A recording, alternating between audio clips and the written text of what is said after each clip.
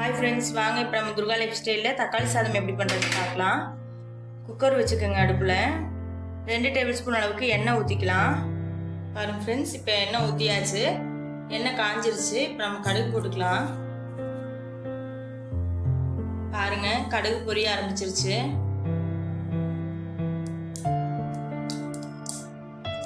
பாருங்க கடுகு பொரிய ஆரம்பிச்சிருச்சு.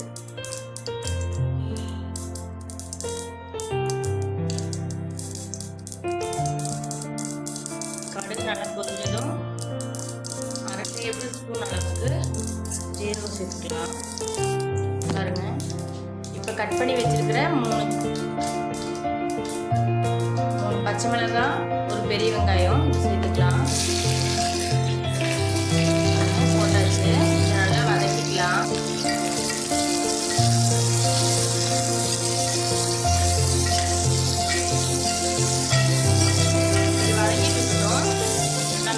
தக்காளி 2 எடுத்து வச்சிருக்கேன். அதை கட் பண்ணி வந்துடலாம். பாருங்க நல்லா வெங்காயம் வதங்கிடுச்சு எண்ணெயில்.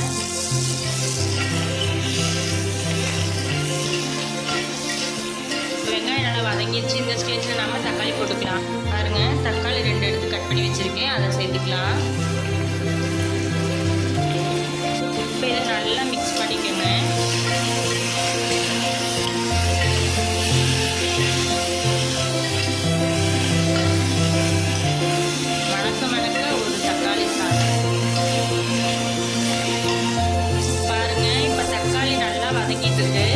இந்த ஸ்டேஜில் 1/2 டேபிள் ஸ்பூன் அளவுக்கு பெருங்காயத்தூள் போட்டுக்கலாம். தேவையான அளவுக்கு உப்பு போட்டுக்கலாம். இப்போ ஒரு பிஞ்ச் அளவுக்கு மஞ்சள்தூள் போட்டுக்கலாம். இப்போ நல்லா வதக்கிக்கங்க. நல்லா தக்காளி உடஞ்சி வரணும் அந்த அளவுக்கு வதக்கிக்கங்க. நல்லா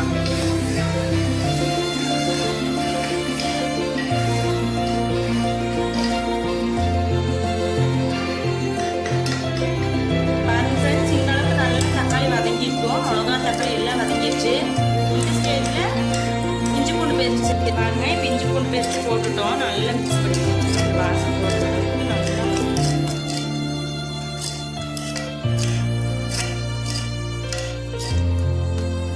இப்போ இந்த ஸ்டேஜில் 1 ஸ்பூன் அளவுக்கு தக்காளி சாத பொடி எடுத்து வச்சிருக்கேன். அதை சேர்த்துக்கலாம். பாருங்க தக்காளி சாத பொடி சேர்த்தியாச்சு. இதை நல்லா வதக்கிக்கணும்.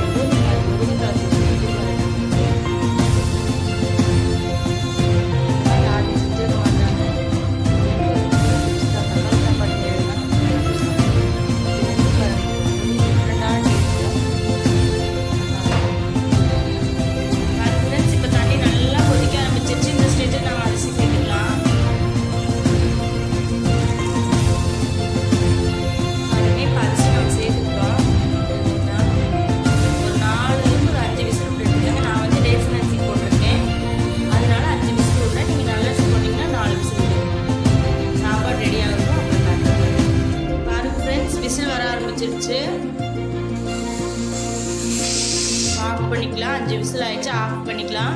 விசில் ஆகட்டும். சாப்பாடு பாருங்க எப்படி இருக்கு உங்களுக்கு ஆடித்தரேன். பாருங்க ஃப்ரெண்ட்ஸ், இப்போ விசில் ஆயிடுச்சு. வாங்க சாப்பாடு எப்படி இருக்குன்னு நீங்களே பாருங்க. நல்லா குழைய வெந்திருக்கு தெரியுதுங்களா? இந்த மாதிரி வேகும்.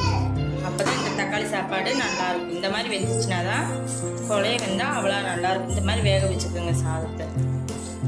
என்னடா தண்ணியாட்ட தெரியுது, தண்ணியாட்ட இருக்கேன்னு பார்த்துறாதீங்க. இல்லை, இந்த சாதம் வந்து இப்படி தான் இருக்கணும். அப்போ தான் நல்லாயிருக்கும். ரொம்ப புழுன்னு இருந்தால் நல்லா இருக்காது. இந்த மாதிரி குழகுலன்னு இருந்தால் தான் நல்லாயிருக்கும். அவ்வளோதான், நம்ம சாதம் ரெடி. இது கூட கொஞ்சம் ஊறுகாயும் ஒரு அப்பளம் வச்சு சாப்பிட்டு பாருங்கள், நல்லாயிருக்கும்.